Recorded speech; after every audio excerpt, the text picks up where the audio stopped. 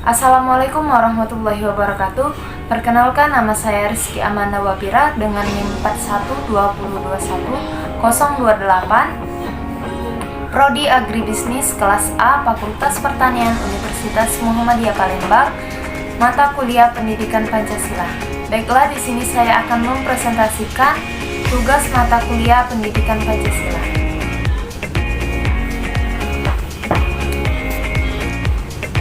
Bab 1, Pengantar Pendidikan Pancasila. A. Urgensi pendidikan Pancasila di perguruan tinggi.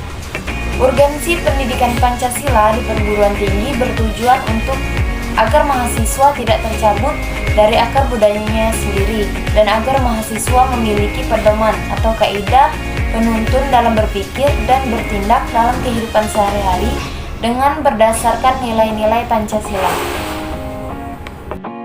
Adapun 4 pokok yang akan dibahas dalam materi urgensi pendidikan Pancasila di perguruan tinggi, yaitu yang pertama secara historis, yang kedua secara sosiologis, yang ketiga secara yuridis, dan yang keempat itu secara politik. Yang pertama kita akan membahas secara historis.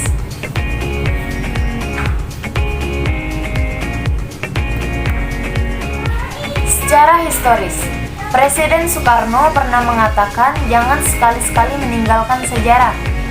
Pernyataan tersebut dapat dimaknai bahwa sejarah mempunyai fungsi penting dalam membangun kehidupan bangsa dengan lebih bijaksana di masa depan. Hal tersebut sejalan dengan ungkapan seorang filsuf Yunani yang bernama Cicero yang mengungkapkan bahwa sejarah berarti memberikan kearifan. Pengertian lain dari istilah ini, sejarah merupakan guru kehidupan.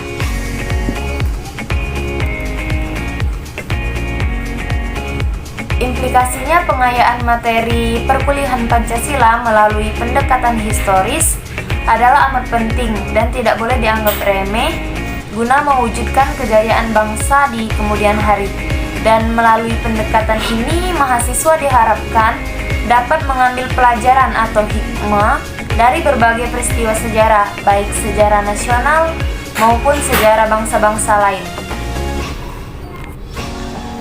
Selanjutnya secara sosiologis. Sosiologis dipahami sebagai ilmu tentang kehidupan manusia atau antar manusia.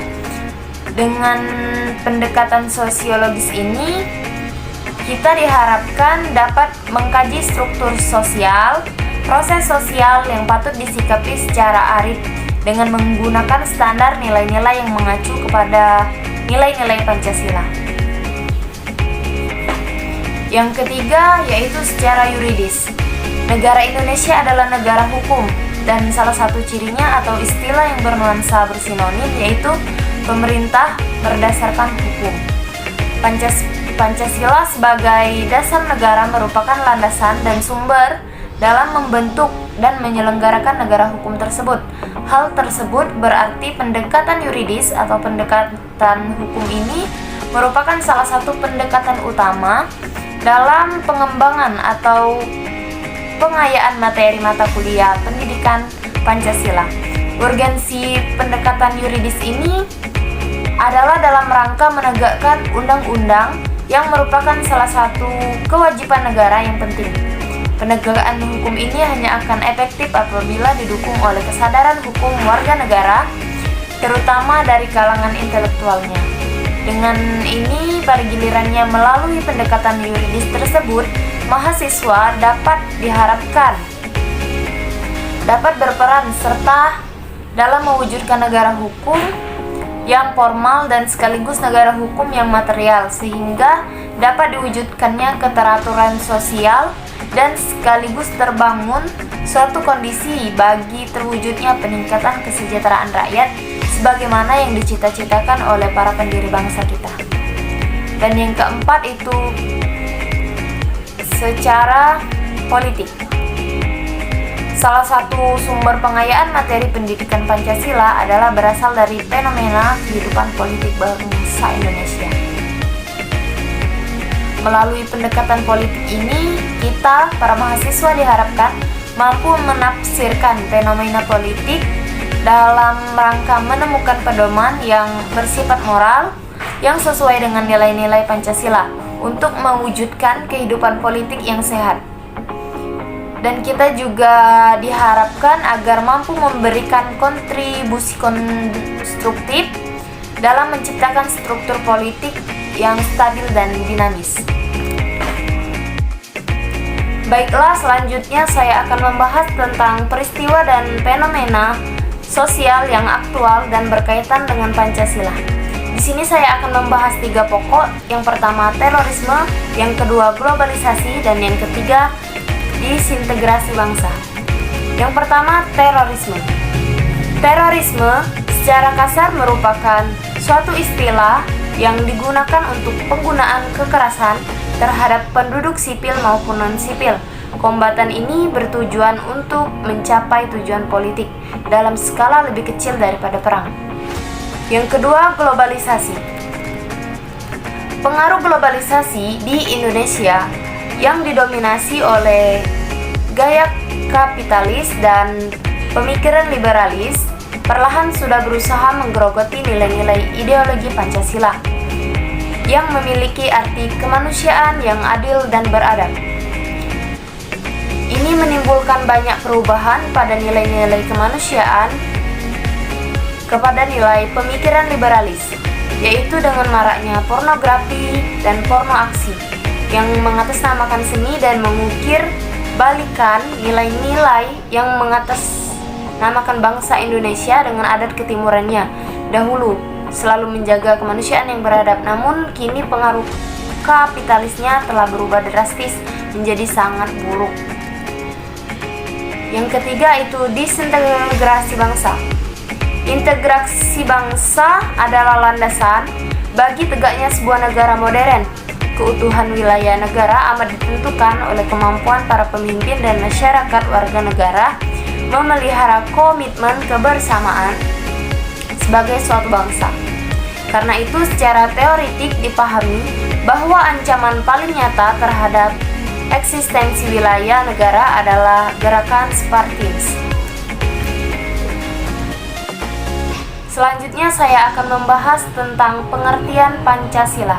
Pengertian Pancasila di sini terbagi menjadi 3 pengertian.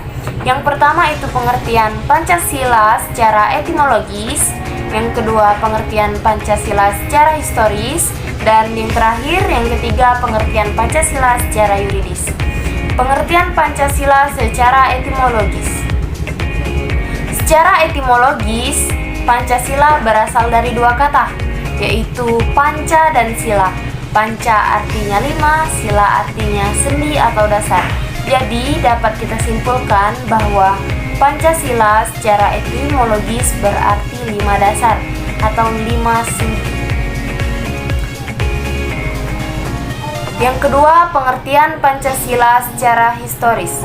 Secara historis berarti perumusan Pancasila sebagai dasar negara tidak terlepas dari sejarah perjuangan bangsa Indonesia untuk merebut kemerdekaan.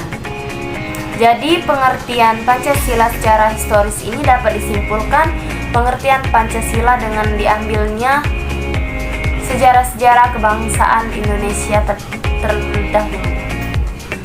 Yang ketiga, pengertian Pancasila secara yuridis. Secara yuridis, Pancasila adalah dasar negara dari negara Republik Indonesia yang tercantum dalam Undang-Undang Dasar 1945. Dapat kita ketahui bahwa Pancasila secara yuridis berarti hukum. Jadi Pancasila secara yuridis ini terdapat dalam tata urutan atau rumusan tercantum dalam alinea ke-4 pembukaan Undang-Undang Dasar 1945. Rumusan Pancasila tersebut yakni 1. Ketuhanan yang Maha Esa, 2. Kemanusiaan yang adil dan beradab, 3. Persatuan Indonesia, 4. Kerakyatan yang dipimpin oleh hikmat kebijaksanaan dalam permusyawaratan perwakilan, dan 5. Keadilan sosial bagi seluruh rakyat Indonesia. Rumusan Pancasila yang tercantum dalam pembukaan Undang-Undang Dasar 1945 ini kemudian secara konstitusional menjadi rumusan yang sah dan benar sebagai dasar negara Indonesia yang disahkan oleh PPKI pada tanggal 18 Agustus 1945. Selanjutnya saya akan membahas tentang landasan pendidikan Pancasila. Landasan pendidikan Pancasila ini terbagi menjadi 4 pokok. Yang pertama yaitu landasan historis, yang kedua landasan kultural, yang ketiga landasan yuridis, dan yang terakhir landasan filosofis. Landasan historis. Landasan historis adalah landasan yang membahas fakta-fakta sejarah yang dijadikan dasar bagi pembangunan pendidikan atau pengembangan pendidikan Pancasila, baik menyangkut formulasi tujuan, pengembangan materi, maupun yang lainnya. Sedangkan landasan kultural adalah pengembangan pendidikan Pancasila didasarkan atas nilai-nilai yang diagungkan dan karenanya disepakati dalam kehidupan nasional. Yang ketiga, landasan yuridis, menyangkut aturan perundang-undang yang mendasari pelaksanaan pendidikan Pancasila. Dan yang terakhir yaitu yang keempat, landasan filosofis. Landasan filosofis ini penggunaan hasil-hasil pemikiran filsafat Pancasila untuk mengembangkan Pancasila. Selanjutnya bab 2, tujuan pendidikan Pancasila. Di bab 2 ini saya akan membahas tentang tujuan nasional, tujuan pendidikan nasional, tujuan pendidikan Pancasila, tujuan perkuliahan Pancasila di perguruan tinggi, dan misi dan visi pendidikan Pancasila. Yang pertama saya akan menjelaskan tentang tujuan nasional. Tujuan nasional sebagaimana dicantumkan dalam pembukaan Undang-Undang Dasar 1945 alinea keempat, yaitu melindungi segenap bangsa Indonesia dan seluruh tumpah darah Indonesia, memajukan kesejahteraan umum, mencerdaskan kehidupan bangsa, dan ikut melaksanakan ketertiban dunia yang berdasarkan kemerdekaan, perdamaian abadi, dan keadilan sosial. Tujuan nasional sebagaimana ditegaskan dalam pembukaan itu diwujudkannya melalui pelaksanaan penyelenggaraan negara yang berkedaulatan rakyat dan demokratis dengan mengutamakan persatuan dan kesatuan bangsa berdasarkan Pancasila dan Undang-Undang Dasar 1945. Selanjutnya, tujuan pendidikan nasional. Undang-Undang Nomor 2 Tahun 1989 tentang Sistem Pendidikan Nasional, Pasal 4, dinyatakan tujuan pendidikan nasional yaitu bertujuan mencerdaskan kehidupan bangsa dan mengembangkan manusia Indonesia yang seutuhnya, yaitu manusia yang beriman dan bertakwa terhadap Tuhan Yang Maha Esa dan berbudi pekerti luhur, memiliki pengetahuan dan keterampilan, kesehatan jasmani dan rohani, kepribadian yang mantap dan mandiri, serta tanggung jawab kemasyarakatan dan kebangsaan. Selanjutnya, tujuan pendidikan Pancasila. Tujuan pendidikan Pancasila ini terbagi menjadi 2. Yang pertama secara umum dan yang kedua secara khusus.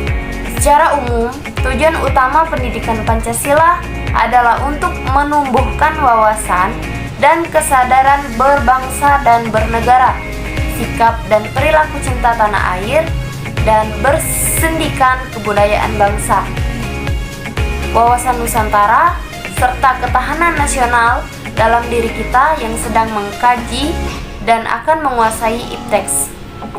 Secara khusus, tujuan pendidikan Pancasila terkandung dalam tujuan pendidikan nasional, yaitu mencerdaskan kehidupan bangsa dan mengembangkan manusia yang seutuhnya, yaitu seperti manusia yang beriman dan bertakwa kepada Tuhan Yang Maha Esa, Allah Subhanahu wa Ta'ala, dan berbudi pekerti luhur, memiliki pengetahuan dan keterampilan, kesehatan jasmani dan rohani, kepribadian mantap dan mandiri, serta tanggung jawab kemasyarakatan dan kebangsaan. Selanjutnya, adapun tujuan perkuliahan pendidikan Pancasila di perguruan tinggi. Tujuan perkuliahan pendidikan Pancasila di perguruan tinggi ini ialah yang pertama, Mahasiswa mengerti dan menghayati tentang Pancasila yang sah dan benar, sebagaimana yang telah dirumuskan secara formal dalam pembukaan Undang-Undang Dasar 1945 alinea keempat. Yang kedua, mahasiswa mengamalkan atau mengamankan Pancasila dari segala macam bahaya, dari manapun datangnya. Yang ketiga, mahasiswa dapat mengamalkan Pancasila dalam kehidupannya sehari-hari dalam bermasyarakat sesuai dengan keahlian masing-masing. Dan yang terakhir itu mahasiswa ikut aktif berperan dalam mengusahakan kelestarian Pancasila, pandangan hidup bangsa, dan dasar negara Republik Indonesia. Baiklah, yang terakhir saya akan membahas misi dan visi pendidikan Pancasila. Yang pertama, misi pendidikan Pancasila. Misi pendidikan Pancasila di perguruan tinggi menjadi sumber nilai dan pedoman bagi penyelenggaraan program studi dalam mengantarkan mahasiswa mengembangkan kepribadiannya. Sedangkan visi pendidikan Pancasila yaitu bertujuan membantu mahasiswa agar mampu mewujudkan nilai dasar agama dan kebudayaan serta kesadaran berbangsa dan bernegara dalam menerapkan ilmu pengetahuan, teknologi, dan seni yang telah dikuasainya dengan rasa tanggung jawab kemanusiaan. Baiklah, sekian presentasi dari saya. Apabila ada kesalahan dalam penyampaian ataupun terbata-bata dalam perkataan, mohon dimaafkan. Kepada Allah saya mohon ampun. Billahi bisabil haq, fastabiqul khairat. Wassalamualaikum warahmatullahi wabarakatuh. Jangan lupa like, comment, and subscribe.